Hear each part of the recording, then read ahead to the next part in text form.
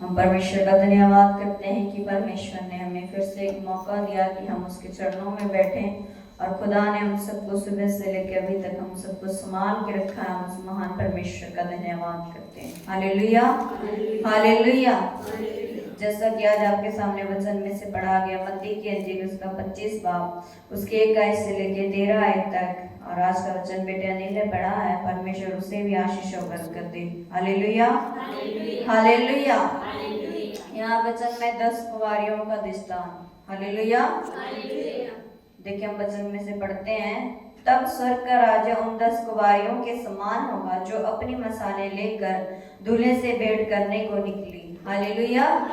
परमेश्वर का वचन क्या कह रहा है? तब स्वर्ग का राज्य किनके समान होगा? उस 10 कुंवारियों के समान होगा जो अपनी मसाले लेकर दूल्हे से भेंट करने को निकली। हालेलुया। मसाले क्या है? आपको पता है मसाले क्या है? वचन खुदा का। हालेलुया। देखिए वो 10 कुमारियां किसे प्रभु से भेंट करने के लिए अपने मसाले लेके अपने अपने वचन को लेकर खुदा से मिलने को गई। हालेलुया। उनमें 5 मूर्ख और 5 समझदार थे। मूर्खों ने अपने मसाले तो ली परंतु अपने साथ तेल नहीं लिया। हालेलुया। यह प्रभु का वचन कहता है उनमें से जो 10 कुमारियां उसमें से 5 मूर्ख और 5 समझदार थी।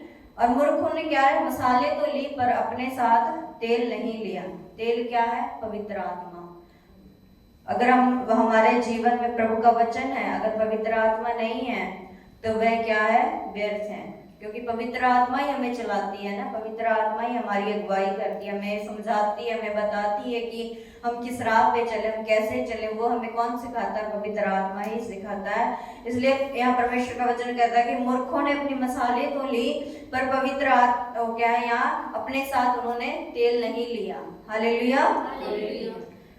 कहने का मतलब खुदा का कि उनके अंदर प्रभु का वचन तो था, है ना। अगर कोई विश्वासी मसीह तो होता है, बाहर से हम उसे समझते मसीह है, पर वह अंदर से मसीह नहीं होता है। हालेलुया। इसलिए परमेश्वर का वचन यहाँ कहता है कि परंतु समझदारों ने अपने मसालों के साथ अपनी कुप्पियों में तेल भी भर लिया। हालेलुया। जो समझदार थी उन्होंने क्या किया? अपने मसालों के साथ अपने कुप्पियों में क्या किया? उन्होंने तेल भी भर लिया। पर मूर्खों ने क्या किया? मसाले ली पर वो तेल को क्या हो गया? तेल को भूल गई। हालेलुया। देखिए जब दूल्हे के आने में देर हुई तो वह सब उगने लगी और सो गई। हालेलुया। यहाँ लिखा कि जब दूल्हे के आने में देर हुई तो सब उगने लगी और सो गई। कहने का मतलब जब प्रभु यीशु मसीह को जब आने में देर हुई तो वह क्या? सब उगने लगी, घबराने लगी, और क्या सब क्या हो गई? सो गई। उन्होंने क्या किया? प्रभु का कहते ना इंतजार, जब कोई अगर कोई शादी होती है, अगर बराती लेट हो जाए तो सब ना कहते अभी तक नहीं आया, अभी तक नहीं आया, सब क्या कर जाते हैं? कई लोग सो जाते हैं। वैसे यहाँ पर भी वो जो 10 कुंवारियां थी वो भी क्या हो गई? उगने लगी और वो जा करके सो गई। हालेलुया। आधी रात को धूम मची, देखो दूल्हा आ रहा है, उससे भेंट करने के लिए चलो। जब आधी रात हो गई तब धूप मची है कि देखो, कोई कह रहा कि देखो दूल्हा आ रहा है और चलो उनसे भेंट करने के लिए चलो। हालेलुया।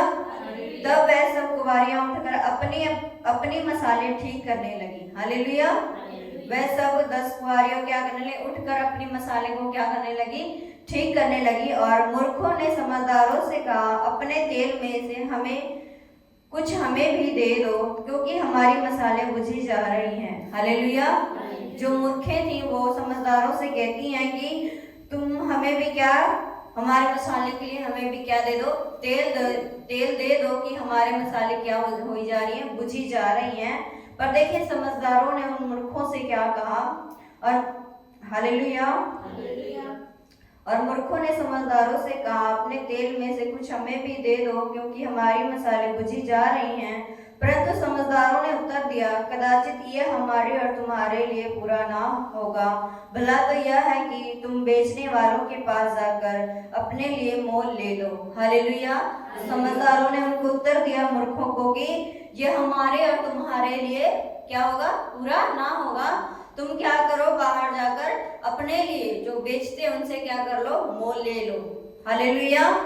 देखिए वचन कहता है कि अगर आज वचन, खुदा का वचन हमारे लिए दिया है तो तो आज हम इसे पढ़ पाते हैं, इसे सुन पाते हैं, पर परमेश्वर का वचन कहते हैं एक समय ऐसा आएगा कि ये वचन भी हम पढ़ नहीं पाएंगे, हम सुन नहीं पाएंगे। इसलिए परमेश्वर का वचन आज हमें दिया है तो हम इसे क्या कर सकते हैं, इसे हम पढ़ सकते हैं, सुन सकते हैं। पर एक समय खुदा का ऐसा है कि लोग वचन को पढ़ने के लिए तरसेंगे, उस टाइम वचन नहीं मिलेगा। इसलिए परमेश्वर का वचन कहता है कि जागते रहो और हर वक्त हर समय क्या करते रहो, तुम प्रार्थना करते रहो कि तुम परीक्षा में ना पड़ो। हालेलुया।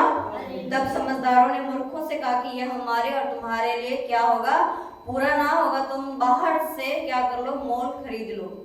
अगर आज वो क्या कर लेते, वचन को पढ़ लेते हैं ना, अपने अंदर पवित्र आत्मा को जगाए रहते, तो उस टाइम उनको क्या करना पड़ता है ना, ऐसे किसी से मांगना नहीं पड़ता। आज अगर खुदा का वचन हमारे पास है तो हम आज इसे पढ़ सकते हैं, सुन सकते हैं, पर एक समय ऐसा आता है तो हम इस वचन को सुन नहीं सकते, ना सुन सकते, ना पढ़ सकते हैं। इसलिए खुदा का वचन कहते हैं आज आपके पास है तो हम इसे क्या कर ले, हम इसे पढ़ लें। हालेलुया। और यहाँ देखें, जब वह मोल लेने को जा रही थी तो दूल्हा आ पहुंचा, और जो तैयार थी वह उसके साथ विवाह के घर में चली गई और द्वार बंद किया गया। हालेलुया। यह प्रभु का वचन कहता है कि जब वो मोल लेने जा ही रही थी तो दूल्हा आ पहुंचा, और जो तैयार थी वह क्या हो गई, उनके साथ चली गई और द्वार क्या हो गया, बंद हो गया। क्योंकि परमेश्वर का वचन कहता है हम उस समय को नहीं जानते, न उस घड़ी को जानते हैं कि खुदा कब आएगा, परमेश्वर कब आएगा। किसी को पता है, किसी को नहीं पता है परमेश्वर का आगमन कब होगा। इसलिए परमेश्वर का वचन कहता है हमेशा हमें क्या होना चाहिए, तैयार रहना चाहिए प्रभु के लिए, प्रभु के कार्य के लिए हमेशा ही तैयार रहना चाहिए, प्रभु के सेवा के लिए हमेशा ही तैयार रहना चाहिए। हमें नहीं पता कि परमेश्वर का हुक्म क्या है हमारे लिए, हम सबके लिए क्या है कि परमेश्वर हमसे क्या कहना चाहता है। इसलिए परमेश्वर का वचन कहता है कि हमें हमेशा ही क्या रहना चाहिए, तैयार रहना चाहिए परमेश्वर के कार्य के लिए। हालेलुया। इसके बाद वह दूसरी कुंवारियां भी आकर कहने लगी, हे स्वामी हमारे लिए द्वार खोल दे। जो मूर्खें थी जब वो जा रही थी, तो जब प्रभु यीशु मसीह ने जो समझदारों को ले लिया, तो वह मूर्खों भी आके प्रभु से कहती हैं कि हे स्वामी हमारे लिए क्या कर दो, द्वार खोल दे। हालेलुया। तब देखें परमेश्वर ने उन्हें क्या उत्तर दिया, उसने उत्तर दिया, मैं तुमसे सच कहता हूँ मैं तुम्हें नहीं जानता। हालेलुया। खुदा क्या कहता हूँ मूर्खों से कि मैं तुमसे कहता हूँ कि मैं तुमसे सच कहता हूँ कि मैं तुम्हें नहीं जानता। आज हम खुदा के भवन में है ना, खुदा से प्रार्थना करते हैं, परमेश्वर से परमेश्वर के कार्य करते हैं। अगर एक समय ऐसा आए अगर हम परमेश्वर के लिए तैयार ना हो तो उस समय परमेश्वर हमें भी कहेगा कि मैं तुम्हें नहीं जानता। हालेलुया। इसलिए परमेश्वर का वचन कहता है कि इसलिए जागते रहो क्योंकि तुम उस ना दिन को जानते हो ना उस घड़ी को। परमेश्वर का वचन कहता है कि ना हम उस दिन को जानते ना उस घड़ी को जानते कि परमेश्वर का आगमन कब हमारे बीच हो जाएगा। हालेलुया। देखिए एक कहते हैं हम जब पढ़ते हैं वचन में से कि एक वो है परदेसी यात्री है, वह क्या करता है अपने घर बार को छोड़कर परदेश को जाता है, और वह अपने नौकर को क्या कर देता है अपने घर की रखवाली करने के लिए छोड़ देता है और उससे कहता है तो घर की रखवाली कर। तो वह सोचता है कि मेरा स्वामी तो चला गया प्रदेश, मुझे नहीं पता वह कब आएगा। वह क्या करता है, जो जब तक आएगा मैं क्या करता हूँ, ऐश मौज करता हूँ। वह उसके लिए तैयार नहीं रहता है, वह क्या करता है, सो जाता है और जो भी आता है उसके मन में करता है। पर जब कहता है परमेश्वर का वचन कि वह अचानक ही आ जाए तो हम क्या करेंगे। खुदा का आगमन हमें नहीं पता है कि खुदा का आगमन कब हमारे बीच में आ जाए, और हम कब अगर हम तैयार रहेंगे तो परमेश्वर के साथ जाएंगे। जैसे यहाँ समझदार जो थी वह तैयार थी, उनकी मशालें तैयार थी, उन्होंने क्या किया अपने मशालों में तेल भी लिया, अपने साथ कुप्पियों में भी उन्होंने क्या कर लिया, तेल को भर लिया। पर मूर्खों ने क्या किया, बस मसाले भर में ही तेल रखी। जब उनकी तेल खत्म हो गई तो वह क्या करने लगी, दूसरों से मांगने लगी, दूसरों से कहने लगी कि तू हमें भी तेल दे।